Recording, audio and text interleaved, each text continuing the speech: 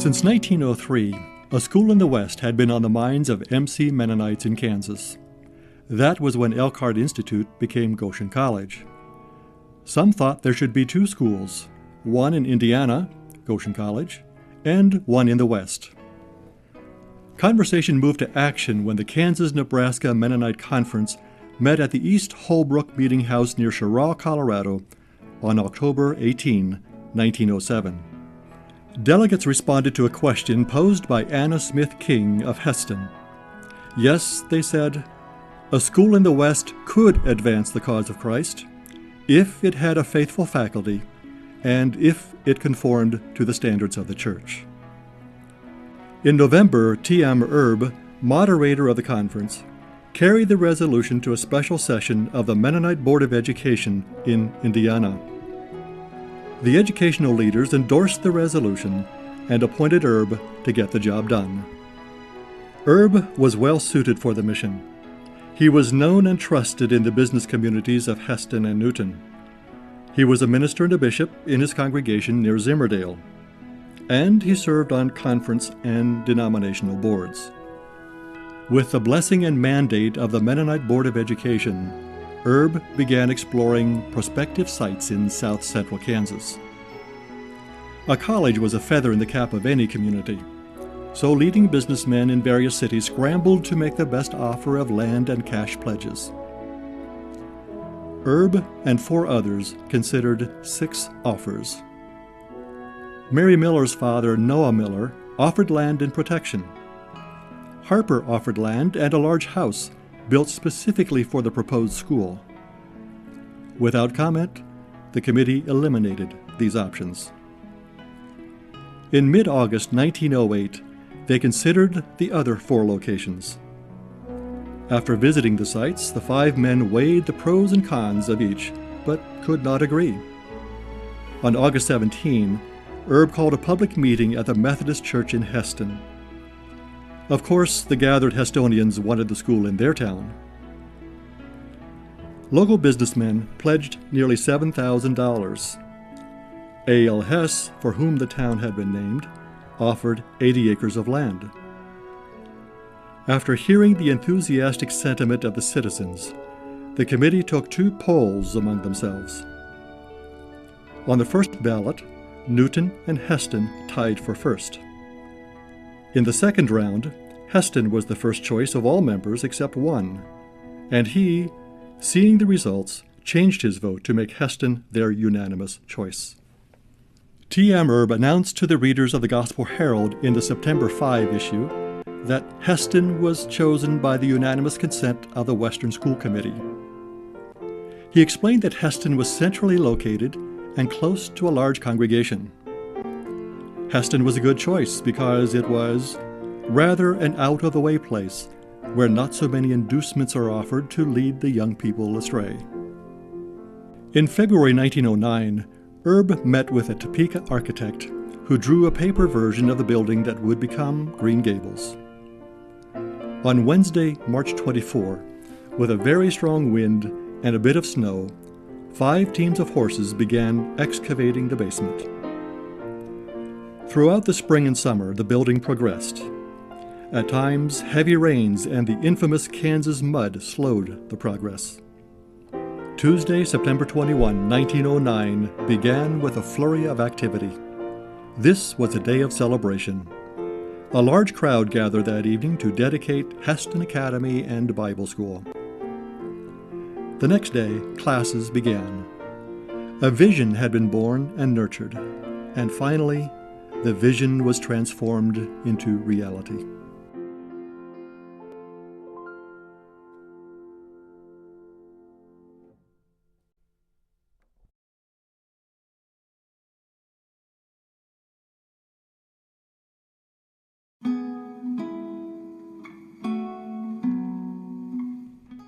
It was a fair and pleasant September morning in 1909, according to T.M. Erb's diary, when Hesston Academy and Bible School opened its doors.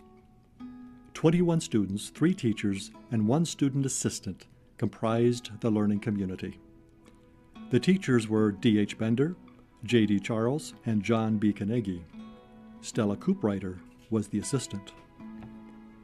Support staff included T.M. Erb as business manager, John Cooprider as superintendent of building and grounds, and Etta Cooprider as matron and cook. Salaries ranged from $25 to $60 per month. Students paid $135 for the entire year, tuition, room, and board, with laundry service included. Academy, that is, high school courses, were offered in 3 departments: Bible, academic, and vocal music. In addition, sub-academic or preparatory courses were offered for students who were not yet ready for academy-level study. On October 3, with the academy barely on its feet, Erb organized Hesston Mennonite Church.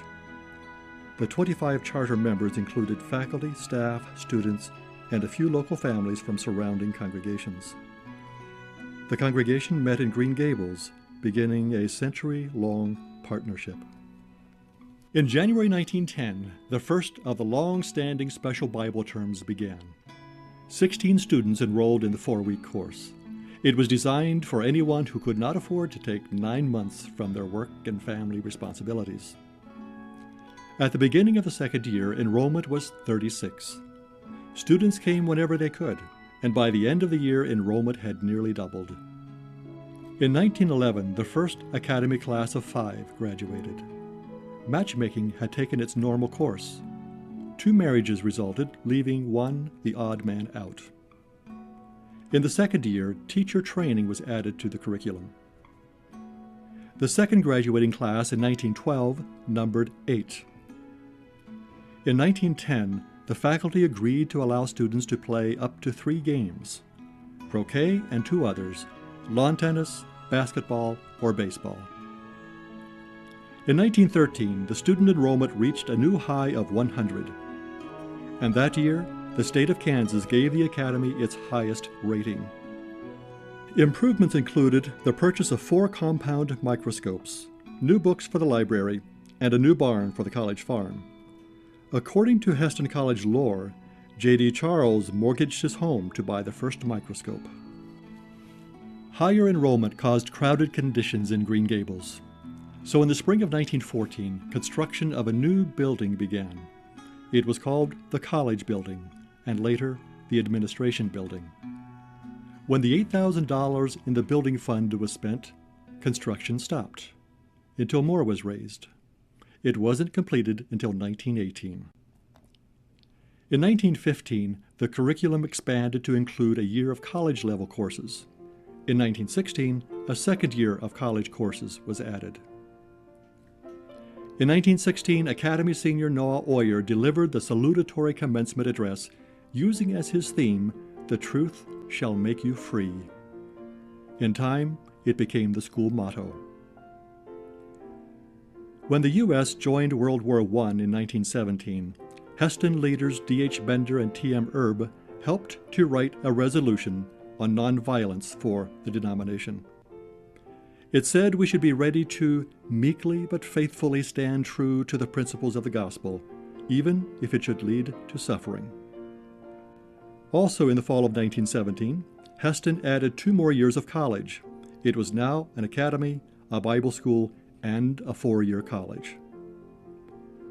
Now that Hesston was ready to grant bachelor's degrees, its name changed from Hesston Academy and Bible School to Hesston College and Bible School. Principal Bender became President Bender. J.D. Charles became Dean. The war in Europe ended in November 1918. In January, the Administration Building, finished at last, was dedicated. Hesston was booming. Its student body of 187 was 53 students larger than Goshen College and 149 students larger than the new Eastern Mennonite School in Virginia. At the end of the first decade, 136 alumni were serving the church at home and abroad in such places as Syria, Turkey, and India.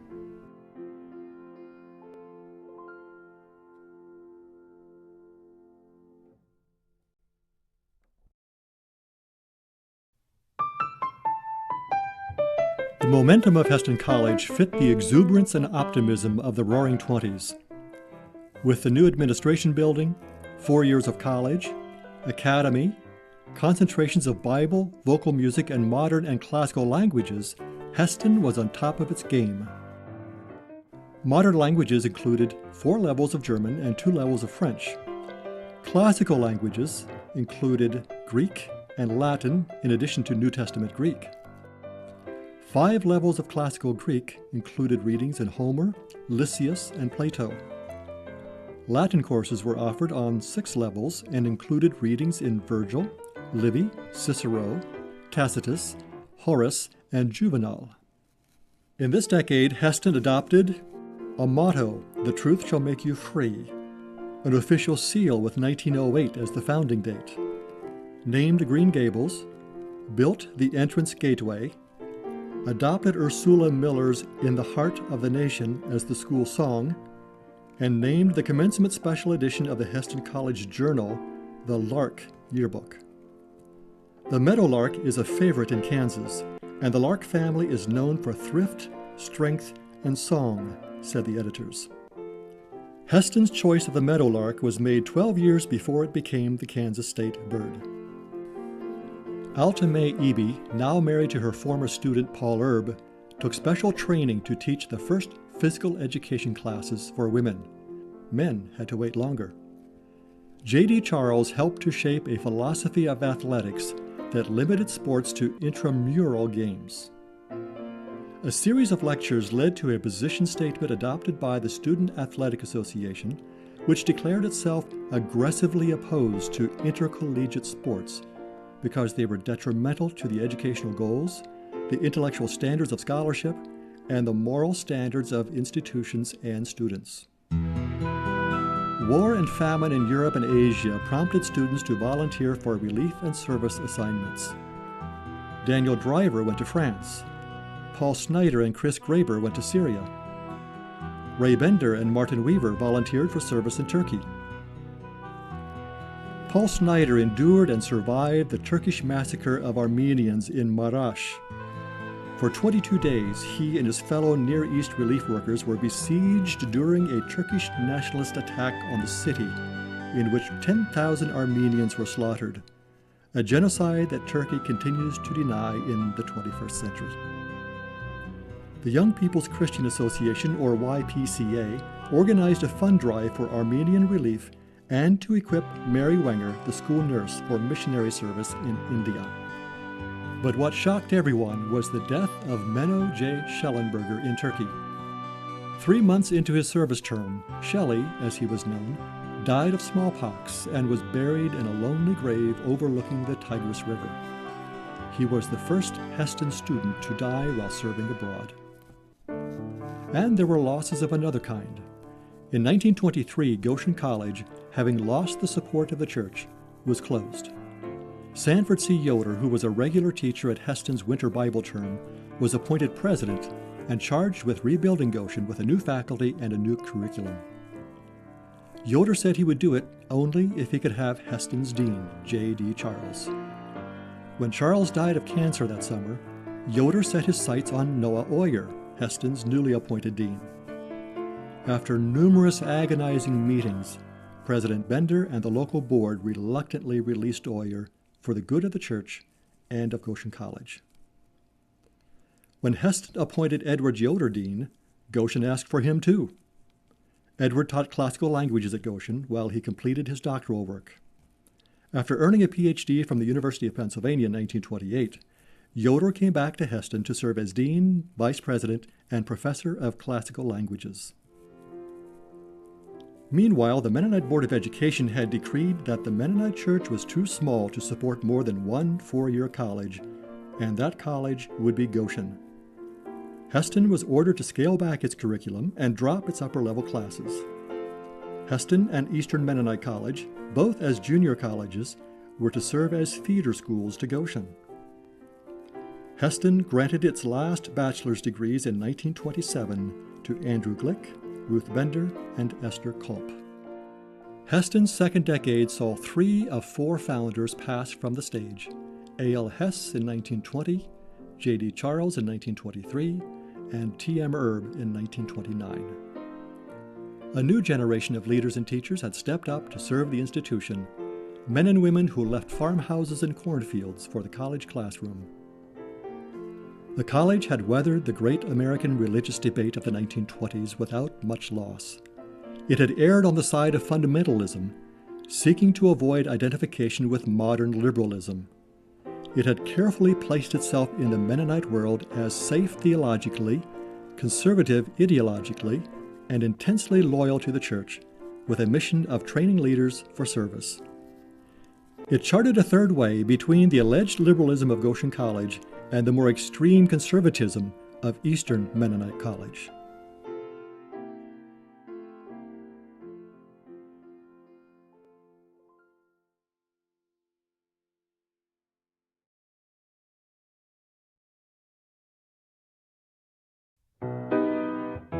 The Dirty Thirties brought Hesston its most serious crises.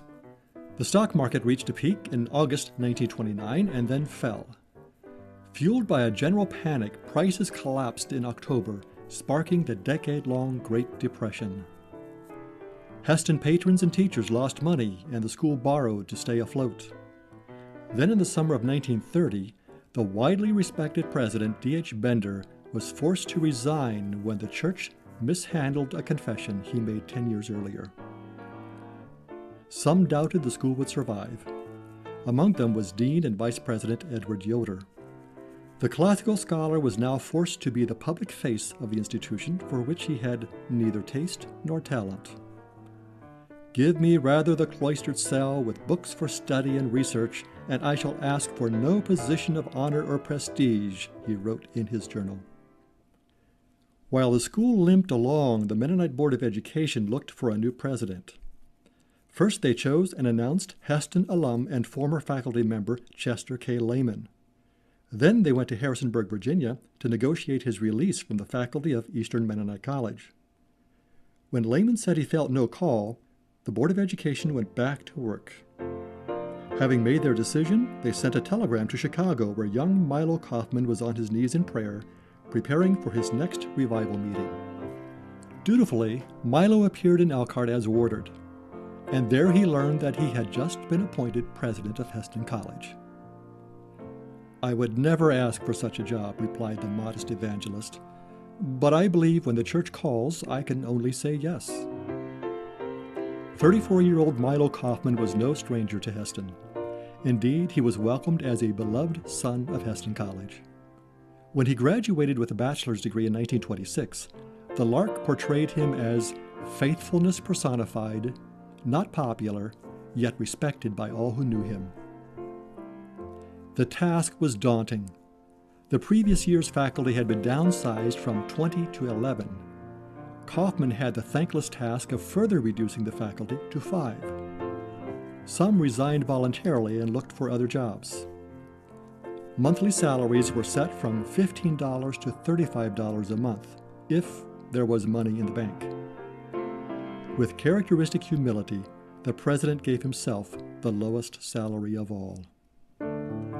Bread sold for 5 cents a loaf, but one could save money by buying day-old bread for 2 cents. The cost of postage stamps was 3 cents. And it was hot. A Wichita writer wrote that Kansas has a heat that has to be felt to be believed. And having experienced it, few people can bring themselves to talk much about it afterwards. With the intense heat came prolonged drought. The wheat crop was almost a total loss that summer of 1932. Because of depression prices, farmers who had any wheat to sell at all could expect no more than 25 cents a bushel. When Florence and P.A. Friesen returned from India on furlough, they needed a license plate for their car. Brother-in-law Jake Diller took 50 bushels of wheat to the mill to buy the plate that cost $12.50. That fall, Hesston had its lowest enrollment in 20 years. There were 63 academy students, and the 4 or 5 college students were turned away since no college courses could be offered. It didn't require much of a ledger book to contain the balance sheet for this historic year. Income was $9,162, and expenditures were $8,122. Born of necessity and shaped by his own Spartan lifestyle, Kaufman, the future preacher of stewardship, had with extreme economy managed to generate a surplus of $1,040. Then Kaufman hired an equally frugal man to manage the business office. He was Amos Gingrich, a dairy farmer from Versailles, Missouri. The two administrators, with the assistance of the Mennonite Board of Education, found ways to keep the doors open. 1935 was sandwiched between 2 years of greatest drought and most extreme heat on record in south central Kansas, and 1935 had its own share of dust storms. On the morning of March 16, 1935, Hesston students woke up to discover a heavy blanket of dust over all the rooms. At noon, it was still so dark that lights were required. Again on March 20, a severe dust storm cut visibility to about 1/8 of a mile. But the worst was yet to come. Black Sunday, April 14, 1935, followed weeks of smaller storms throughout the Midwest. Clouds of heavy dust churned up by 60-mile-an-hour winds transformed midday into midnight. The next day, an Associated Press reporter coined the infamous term the Dust Bowl. Rainfall that summer reached a record low of 1.9 inches from June to August. Hesston floundered, suffered, and barely survived. At its lowest ebb, the young idealistic president and his business manager believed in its small faculty and community more than they believed in themselves. They never gave up on the church, and they trusted God fearlessly, boldly, and blindly. By the end of the decade, Hesston College regained its footing. Enrollment was up, and the school was beginning to dream of better days ahead.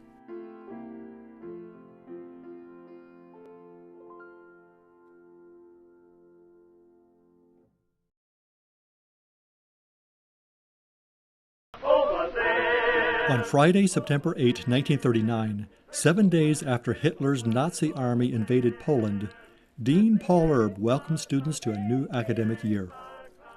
Referencing the First World War, he said, "Again the horsemen of senseless slaughter are riding over Europe. This," he said, "is not our war, and we will not fight it." Hesston was still recovering from the Great Depression. Enrollment was growing steadily, and the school dedicated a new industrial arts building and hired new faculty to expand a more practical curriculum, industrial arts. When U.S. President Franklin D. Roosevelt and the Congress launched the country's first peacetime draft in 1940, the historic peace churches, Quakers, Brethren, and Mennonites, created a nonviolent alternative, Civilian Public Service, or CPS. Milo Kaufman, as the newly elected Mennonite Church moderator, presided over a historic 1941 conference. Delegates agreed to bear the burden of the cost of CPS instead of expecting the government to finance and control it. The draft affected campus life, reducing the number of male college students and taking faculty members as well. Music teacher John Dirksen became a director of CPS camps. Bible, history, and industrial arts teacher J.N. Byler was first assigned to be a camp director and later volunteered to do relief work in France. Mary Miller went to France, and John Copenhaver went to Argentina. In the next 3 semesters, at least 25 students were drafted. 52 students and alumni in service were listed in the December 1943 Journal. Most Mennonite students at Hesston agreed with Dean Paul Erb the war was not theirs to fight. They entered CPS to do work of national importance as smoke jumpers, conservation workers, insane asylum attendants, and as human guinea pigs at the National Institute of Health. Students threw farewell parties for departing draftees. Choirs and gospel teams included CPS camps on their tours. Hesston faculty visited CPS boys. Conscientious objectors from World War I shared riveting accounts of abuse and perseverance. Faculty and staff members promoted peace and nonviolence in classrooms and chapels. Students attended peace conferences at Peace Church colleges. The campus community and the Hesston congregation sent care packages to CPS camps and collected German Bibles for German prisoners of war. In 1945, Ivan Lind, who became dean when Paul Erb went to Goshen College, viewed nursing as another excellent opportunity for service. He led in designing a 1- and 2-year pre-nursing curriculum. Students then completed their training at La Junta, Colorado's Mennonite Hospital and School of Nursing, were at Newton's Bethel Deaconess Hospital and Nursing School. It was the beginning of what would become Hesston's most successful career program. After the war, student numbers mushroomed and created a facilities crisis. To meet the need, the college bought the Cooprider House on Academy Street, later named The Elms, to house men. They also built a bungalow for women, garden houses for faculty, staff, and married students, and planned for a large brick multi-story dormitory, which was never built. Instead, the money was applied to the pride of campus, the A.L. Hess Memorial Hall, finished in 1947. It contained a regulation-sized gymnasium, also used as an auditorium, athletic offices, and in the basement a state-of-the-art kitchen and spacious dining rooms. Oh yes, the old gym, Ath Hall, was transformed into a rather poor imitation of a men's dormitory. It was less than fondly remembered by those who lived inside its paper-thin walls and add-on showers and restrooms. Hesston believed its mission was to train students to lead the church and change the world. But Hesston's campus culture was also changing. African Americans were enriching the learning community. Juanita Lark in 1942 and Peggy Webb in 1945. Webb was from Harrisonburg, Virginia, but Eastern Mennonite College was too steeped in Southern culture to admit Webb, so she came to Hesston. John, Natty, and Frank Ventura from Chicago were the first Hispanic students during and after the war. Canadians and missionary kids were the first international students on campus, but after the war, Mennonite colleges began recruiting foreign students. They came from France, the Netherlands, Spain, and Germany. Hesston was becoming a multicultural, international campus.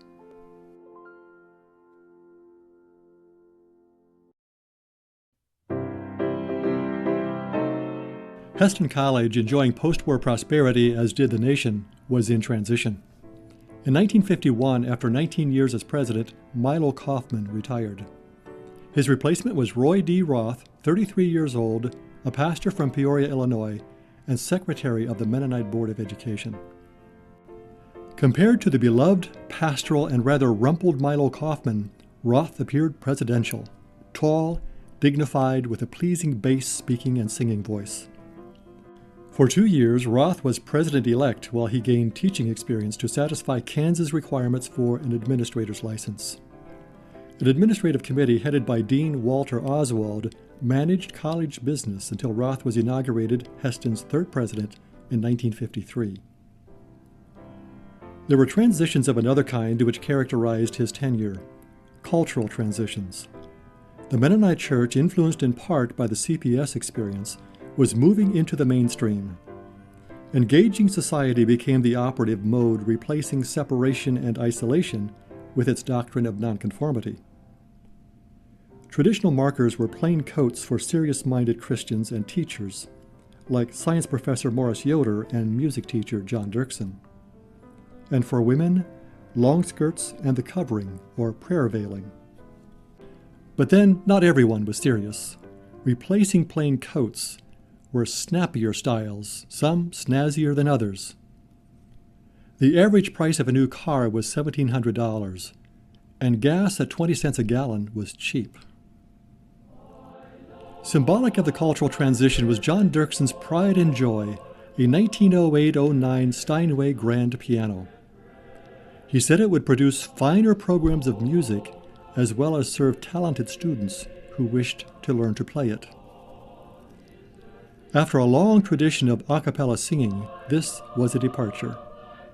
If pianos are allowed, reasoned opponents, organs will follow, which of course they did. Organs would adversely affect congregational singing, and that in turn would diminish the sense of unity and fellowship. Ultimately, said MBE President Nelson Kaufman, old or MC Mennonite congregations would become more formal, like General Conference Mennonite congregations. Athletics marked another cultural transition. After nearly 50 years of strong opposition to intercollegiate sports, college men challenged a Tabor team in January 1956. Hesston lost 61-52, but the next week they beat a Bethel College B team. Among the players of this historic team was college freshman Marion Bontrager. The first sign of this change came in 1949 when Milo Kaufman tapped Bible student Evan Oswald to prepare to lead Hesston into intercollegiate competition. Countering the weight of tradition was Kaufman's own athletic ability and interest. Few people knew that he would, on occasion, find relief from presidential duties at professional ball games in Kansas City. In time, the exuberant Oswald became the father of Hesston College athletics. Still another cultural shift was in the field of art. Given the church's attitude toward the fine arts as frivolous, it produced few artists. So President Roth urged another Illinois pastor, Paul Friesen, to train for and then establish an art program. Friesen's traveling Potter's Wheel lectures, which contained both a pastoral and a prophetic message, helped change the church's view of art. And there were surprises. In the summer of 1956, nursing students bound for the La Junta School of Nursing to finish nurses' training were steered instead to Kansas City. La Junta was closing its doors. In the next 10 years, about 100 Hesston students finished their nurses' training at the Kansas City General Hospital. In spite of the occasional flare-up of rivalry between the sister colleges, in 1957, Goshen College Dean Carl Kreider announced that a careful study of the equality of the academic work done by Hesston students at Goshen College reveals that they have been considerably above average. Consequently, Goshen increased the number of Hesston credits it would accept from the usual 60 hours to 75. In 1956, two students, Ruby Horst Salwin and Arnie Miller, came to Hesston from Eastern Mennonite College. They later attended Goshen College and put Hesston's cultural transitions in broader perspective. They found Hesston to be much less restrictive than Eastern Mennonite. Hesston was much freer and more contemporary, they said. Miller observed that EMC was pre-transition, Hesston was in transition, and Goshen was post-transition. For Cal Redekop, new sociology professor in 1954, Hesston had a kind of a frontier spirit, sort of an open, exhilarating kind of atmosphere, and I loved it, he said. Negotiating cultural changes on campus was a tall order for President Roth. Some chided Roth for trying to maintain higher standards than many congregations. Others chafed under what they perceived to be his authoritarian rule.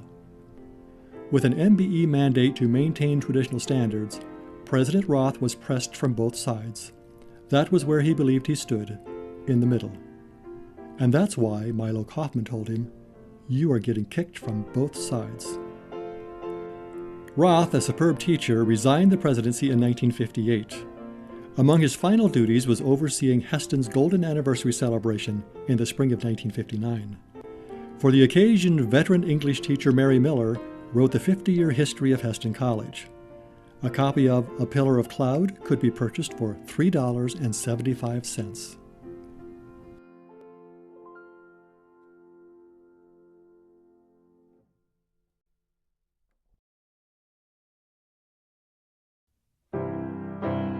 In the fall of 1959, incoming President Tillman Smith said the college must be oriented to the future. Quoting Teddy Roosevelt, he said, "The only safely progressive man is the one who can look far into the past."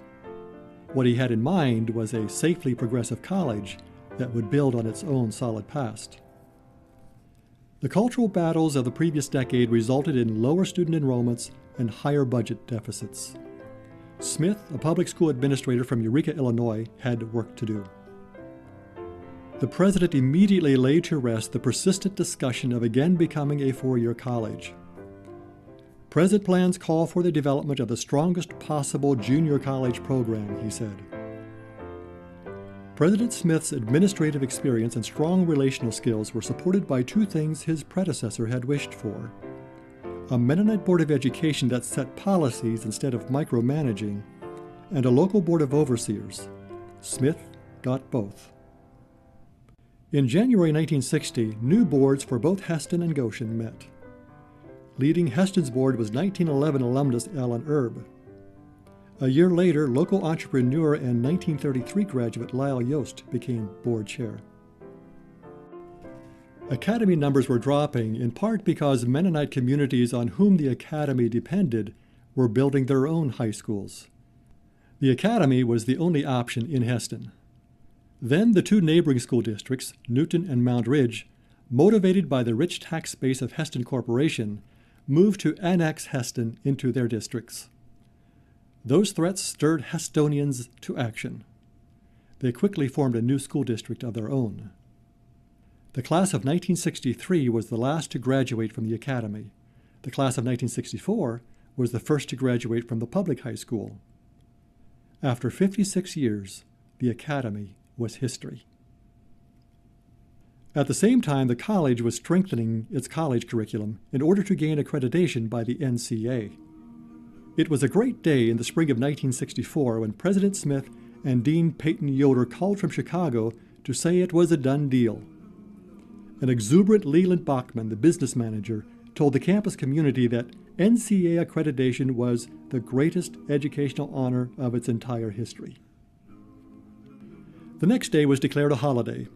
Lyle Yost, board chair, met Smith and Yoder in Kansas City and flew them home in Hesston Manufacturing Company's twin-engine Beechcraft Baron. A large, enthusiastic crowd greeted them. Students sang Progress Indomitable, accompanied by the high school pep band. After a round of speeches and congratulations, they made their way to Hesston via Newton in a large police-escorted motorcade. Paul Friesen's art students crafted the float which led the convoy. At Hesston, the crowd marched up Main Street with Vernon Nichols High School Marching Band in the lead. All three regional television stations carried the news. The next fall, October 1965, there was a parade of a different sort. A human brigade of students, faculty, and staff carried books from the top floor of the administration building to shelves in the new Mary Miller Library. Operation Transfer achieved the orderly transport of 15,000 books, magazines, and some furniture in under 2 hours. After 47 years, the third-floor library and reading room had been flagged by NCA visitors as a very serious deficiency. Dean Yoder declared the new library a beautiful, practical, and dignified home for Hesston's modest but growing library. The next spring, 1966, the Division of Nursing was born, and in the fall, the first 21 students were registered. These nursing students were among the 66 new students, a 23% increase over the previous year's enrollment. In 1967, the state of Kansas added its stamp of approval by accrediting the School of Nursing. Dean Peyton Yoder said that in view of the obstacles to be overcome, the successful establishment of the nursing program seems to be no less than providential. The fall of 1967 brought a record number of 440 students, a 19.5% increase over the previous year. Nearly half were from east of the Mississippi River, formerly considered Goshen and Eastern Mennonite territory. President Smith declared, "Since Hesston is the only junior college of the Mennonite Church, students come from the east as well as the west." The school in the west for the west had become a college for the entire church. President Smith's years at Hesston were very productive. And apparently we have Smith to thank for the now current term, the Hesston experience.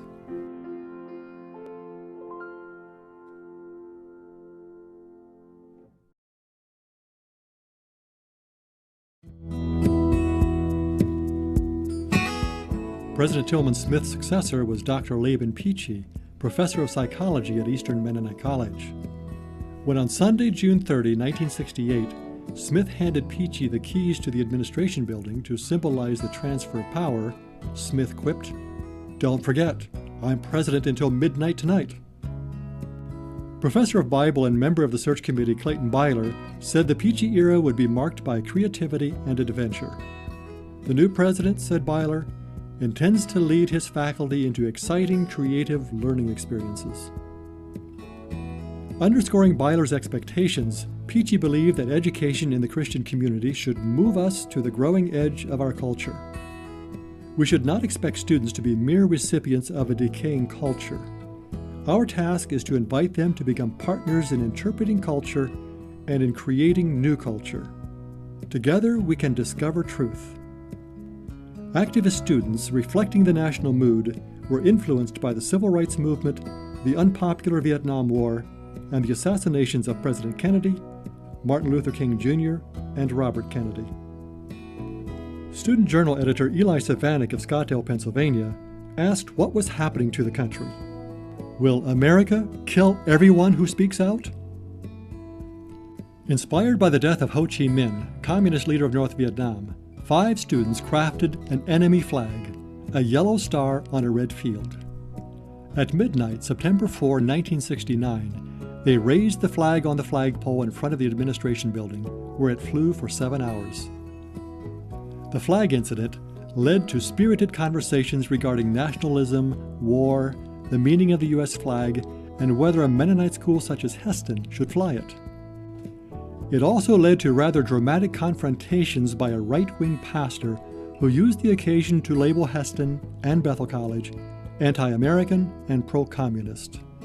Since 1970, no flag has flown on a campus flagpole, since both the flag and the flagpole mysteriously disappeared. The reinvention of education which Clayton Byler predicted took shape when he, now acting dean, and John Letterock, college chaplain and Bible teacher, spearheaded a revised liberal arts program, Foundation Studies. The genius of the program was interdisciplinary team teaching and the integration of content, personal growth, and social interaction. It was launched in the fall of 1970. The entire freshman class of 273 heard mass lectures and then worked in discussion groups to process the lecture content. The faculty and staff group leaders facilitated the integration of knowledge with personal growth and interpersonal communication.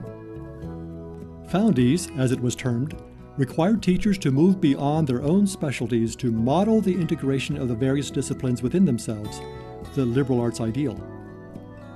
Other institutions were watching. When Jim Menninger explained the Foundation Studies model to the provost of a traditional college, the provost asked how Hesston students could separate the disciplines to figure out what was history and what was science. Menninger replied, "I hope they can't." The Mennonite Board of Education was watching with some apprehension as Hesston examined various models, some of them pretty wild, remembered Al Meyer, MBE's then executive secretary.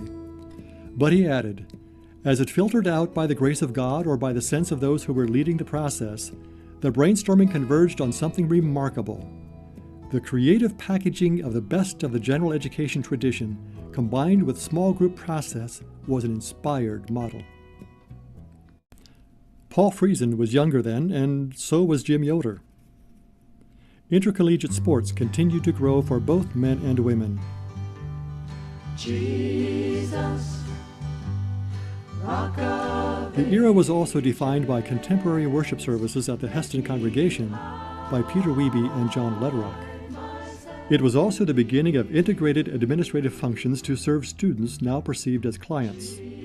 This led to such innovations as summer registration. You know, quipped Student Services Director Bill Mason, after a while you find that students are a lot like people, and that's how they should be treated. Career programs begun in the Smith administration were now refined and enlarged. With a metaphor typical of the president, Laban Peachy asked why Hesston should not carry water on both shoulders, that is, combining the best of career training with a top-notch liberal arts curriculum. Speaking to skeptics from both sides, Peachy said, "To say we cannot do both is not responsible, creative, or Christian."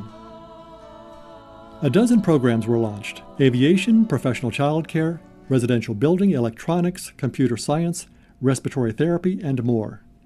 By the fall of 1974, student enrollment in these programs leaped from 20% of the student body to 60%. Total enrollment had climbed to 500. In 1973, 3 years into his term as dean, Clayton Byler died of a heart attack while riding his bike. The visionary and scholarly and sometimes controversial Byler had taught Bible since 1949. Jerry Lichty became dean and served until Jim Menninger took up the office in 1978.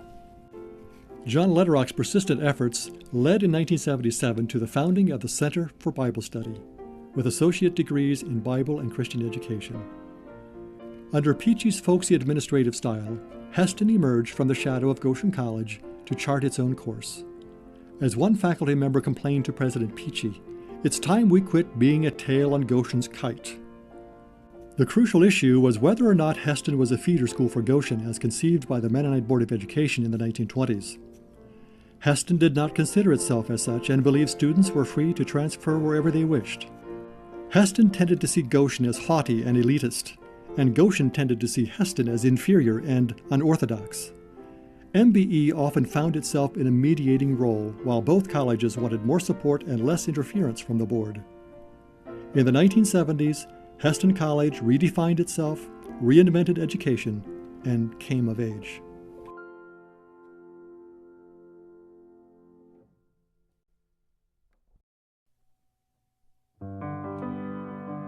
Hesston College was never so crowded.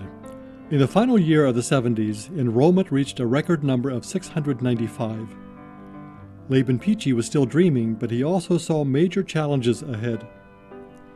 The number of potential students would fall, the economy would suffer, and inflation would rise.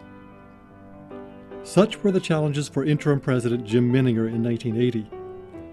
Menninger appointed science professor Nelson Kilmer chief financial officer, and the two administrators began downsizing budgets. While Hesston was tightening its belt, it received two major gifts for capital improvements. Lyle and Irma Yost gave $500,000 for a physical development building, later named Yost Center. Harold and Evie Dick gave 12.5 acres and nearly $500,000 to develop the Dick Arboretum of the Plains. 5 years later, they gave over $1 million more for further development and endowment. And then XL Industries gave $41,000, the largest unrestricted gift in Hesston's history. In 1981, the college inaugurated its sixth president, Kirk Alleman.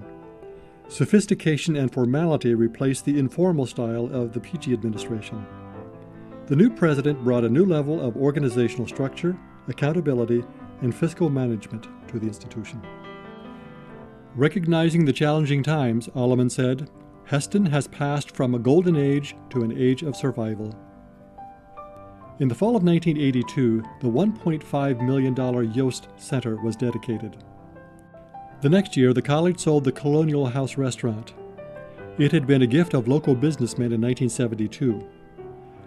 While it had generated income, it also required a lot of work and investment of money. Development Director Howard Hirschberger summarized the relief brought by the final sale by saying, "Not only can we all sleep better, we can all eat better, since worry-induced ingestion had now been eliminated." Having divested itself of one property, the college received another one, the Stutzman Retreat Center. Alumni Cliff and Lillian Stutzman donated a 40-acre retreat located 8 miles southwest of campus. The Stutzmans hoped that it would be a place of spiritual renewal for students, faculty, and staff. The retreat property had previously been owned by the family of Chancey Hostetler, who was a member of the college's first executive committee, later called the local board. While the retreat center had the potential to transform lives, campus technology was being transformed by the installation of 10 new personal computers in 1983. Each came with 128 kilobytes of memory, considered to be more than ample for almost any programming need. When Hesston turned 75 in 1984, Wichita Eagle Beacon editor George Neville wrote that Hesston was a special place. He first learned of Hesston in Oregon, where his Mennonite friends spoke of Hesston College as a place that came pretty close to being an educational and spiritual nirvana. While Hesston had hardly reached the ideal state of nirvana, there was plenty to celebrate in 1984. The high point of the anniversary celebration was the Saturday quilt auction, the mother of all auctions and fundraisers. 59 quilts were sold, adding $65,000 to the Milo and Clara Kaufman Student Aid Fund.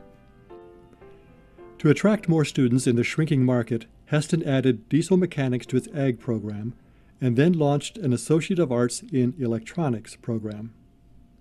In 1985, Hesston launched the Pastoral Ministries program. Founder John Lederach had to work long and hard for this program, since it was viewed as competition with Mennonite seminaries. Dean Menninger said it was providential that the start of the program coincided with the Mennonite Church's 10-year goal of producing 1,000 new pastors. Jesus Hernandez, Jay Ulrich, Terry Miller, and Henry Weens were the first graduates in 1987. At their commissioning, Marion Bontrager urged them to walk humbly with God, but don't confuse humility with timidity, preach the word with courage, and wrap everything up in love. In 1987, the Bontrager Student Center was built and dedicated. It was named to honor Lloyd and Wendell Bontrager, who had died in a private plane accident in 1985. Food Service Director Bob Noonemaker said the ground-level kitchen and dining hall with its panoramic view of campus boosted morale for both staff and students.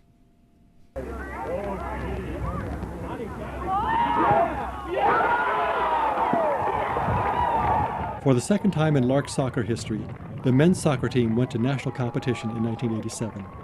The first time was in 1966, when the Larks were undefeated in regular season play and finished fourth in the national tournament.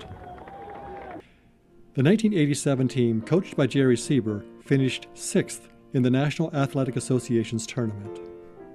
The men's basketball team set a record for season wins with 24 games in 1988-89. Also during the 80s, Craig Berkey set the record for career points, 1,511 points in 1981-83. Brent Eichelberger set the highest season average per game of 26.6 points. But no enrollment records were set in the 1980s. Numbers dropped from nearly 700 students in 1978-79 to a low of 439 in 1986-87, and then began a slow climb to 530 by the end of the decade. President Alleman's assessment that the 1980s would be an age of survival was proven true.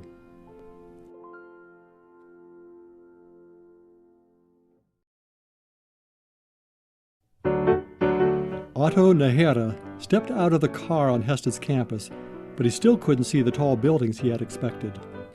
Otto had just arrived from Guatemala as one of the first Peace Scholars or CAS students to enroll at Hesston in the fall of 1989. The promotional brochure represented participating colleges across the nation and featured a Chicago skyline. Hesston clearly had no such skyline. The 2.5-story administration building was the tallest building on campus and in the city of Hesston.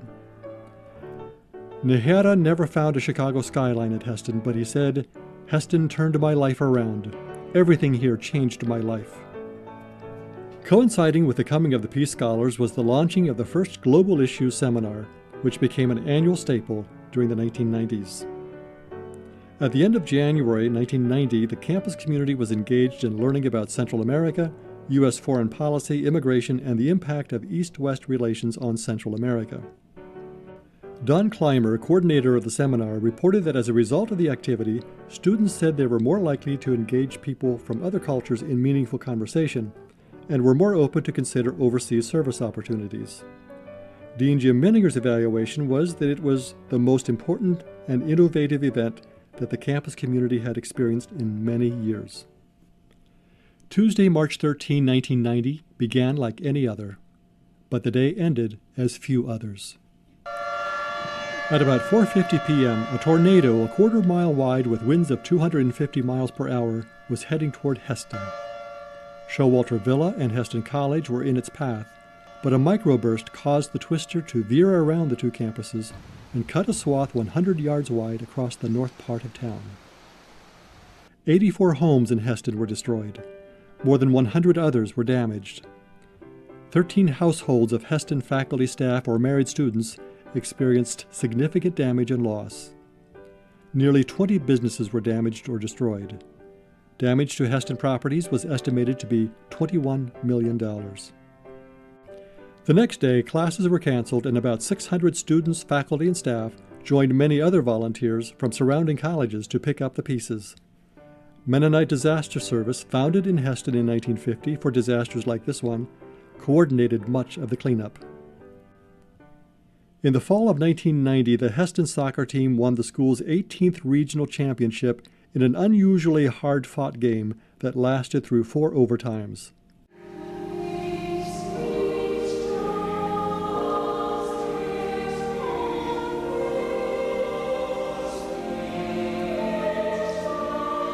During the 90s, Hesston's choirs continued to tour Europe every other summer, as they had since the mid-80s.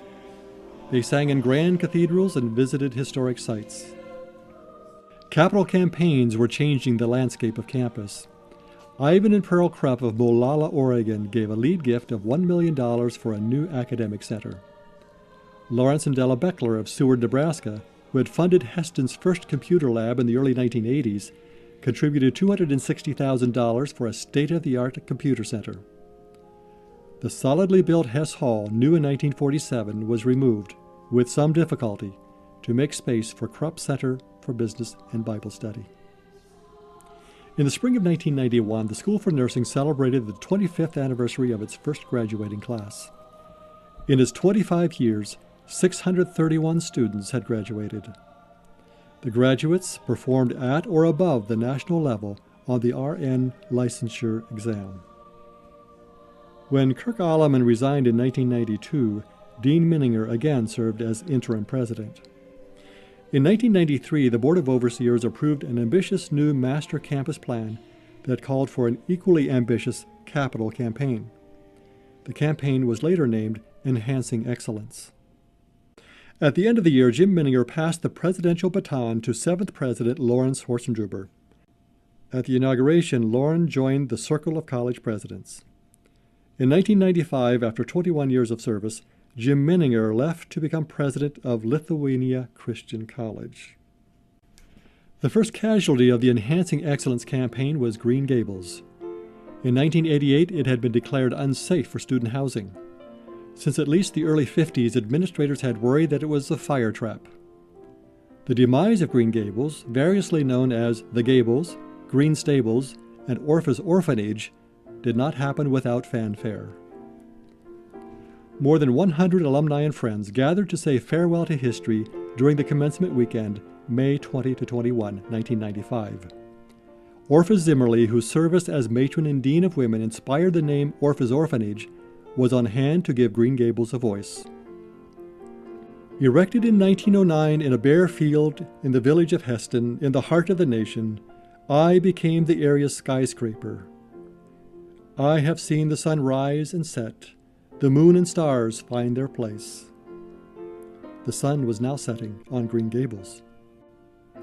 With the old out of the way, fundraising and building or remodeling were on a fast track. The Laban Peachy Center, a new baseball field later named for Evan Oswald, an addition to Charles Hall, Lemon Center, and the administration building remodeled and named for former President Kirk Alleman. In 1997, the Larks volleyball team had an outstanding season and went on to finish second in the NJCAA Division III National Championships held in Danville, Ohio. This was a decade like no other in Hesston's history. Contributions to the Enhancing Excellence campaign were unprecedented, as were the capital projects they supported. All this would continue into the next decade.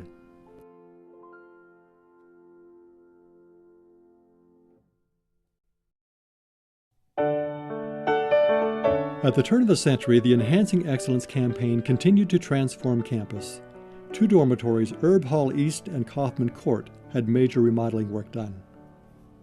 The scenes from 9/11 were etched in the memories of those at Hesston College just as they were for others around the world. There was an immediate adverse effect on the aviation industry, and consequently the college's aviation department. From 1970 to 2001, more than 450 pilots had been trained at Hesston. The Federal Aviation Administration ordered a 2-week shutdown of all flight operations. The mandated flight cancellation complicated an already tight schedule for Hesston aviation students. Students remained positive, according to Director Dan Miller, and were eager to get into the air again. But also affected were international students, who since the post-World War II era had become an integral part of campus life.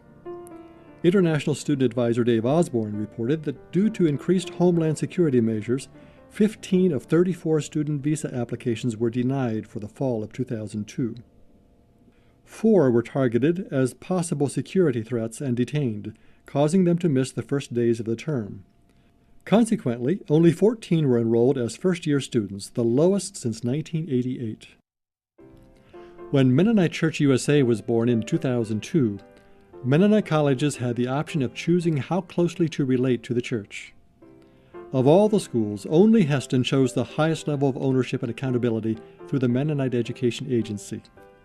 This relationship to the church, said President Horstendruber, deserves to be celebrated and recognized.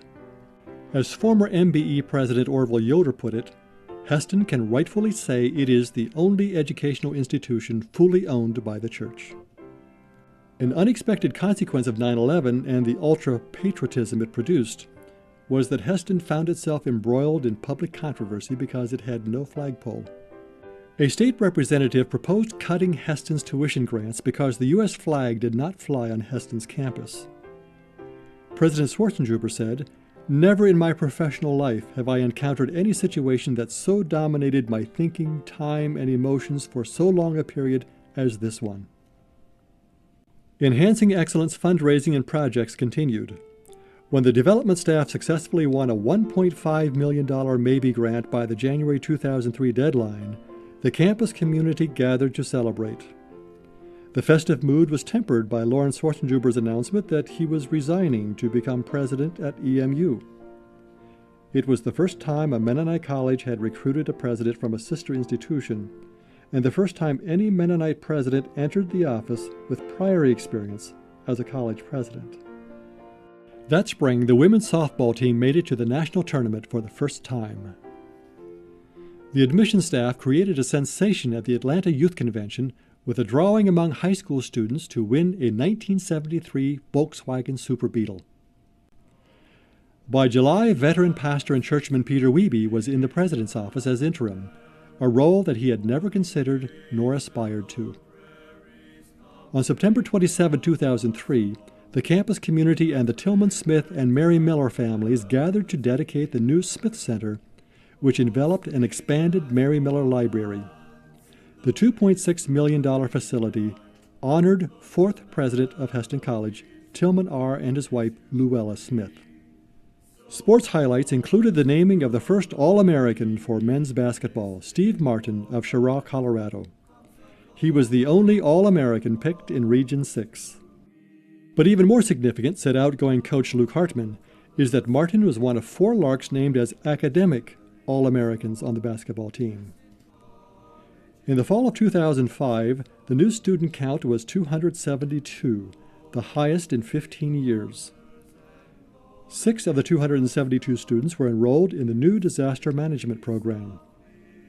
It was the result of a unique partnership with Mennonite Disaster Service. On October 29, 2005, during a weekend filled with music, poetry, drama, dance, and art, Howard Keim was inaugurated president. When the festivities were ended, President Keim's mentor and inaugural guest, Dr. Robert Rowland, observed, "I was struck by the fact that every ritual seemed tied to a key goal or value of the institution. We have a lot of pomp at the University of Kansas, but the rituals lack any significant meaning. At Hesston, it was just the opposite." With financial challenges facing him, President Keim went to work. 3 years later, the accumulated operational deficit had been eliminated, a new shared facility with Hesston Mennonite Church was dedicated, and a new Friesen Center for the Visual Arts honoring Paul and Wilma Friesen was built and dedicated. As Hesston ended its first century, it took a moment to remember those who had a vision for the school in the West. It also looked forward to the new generations who would take that vision to the church and into the world. I pledge my